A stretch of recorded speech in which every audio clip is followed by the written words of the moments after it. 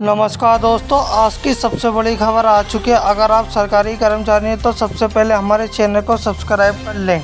कर्मचारियों के लिए बड़ी खुशखबरी, 8वें वेतन में हुआ बड़ा बढ़ोतरी। नए वेतन में आयोग में 34% बढ़ेगी सरकारी कर्मचारी की सैलरी। जाने कितना होगा फिटमेंट फैक्टर। 7वें वेतन आयोग में फिटमेंट फैक्टर 2,57,000 रखा गया था। वैसे न्यूनतम मूल वेतन 7,000 से बढ़कर 18,000 रुपए हो गया था। हालांकि महंगाई रिसेट करने के बाद वास्तविक ग्रोथ केवल 14.3% हो रही थी। 8वें वेतन में बढ़ोतरी। देश के 1 करोड़ केंद्रीय कर्मचारियों को पेंशन भेजने को 8वें वेतन आयोग के गठन की तारीख की घोषणा का बेसब्री से नए आयोग को लागू होते उनकी सैलरी, पेंशन और बातों में बड़ा बदलाव देखने को मिलेगा, जिसका लाभ 50 लाख से ज्यादा कर्मचारियों और लगभग 65 लाख पेंशन को फायदा मिलेगा। अब तक की प्रक्रिया गति को देखते हुए 2026 से नए वेतन आयोग की सिफारिश लागू होने की संभावना कम है, क्योंकि आयोग में गठन की पूरी प्रक्रिया में 12 से 15 महीने तक समय लगता है। ऐसे बात में 2027 तक पहुंच सकते हैं। वेतन आयोग को 26 जनवरी 2025 को मंजूरी दी गई। 8वें वेतन में बड़ी सख्ती है।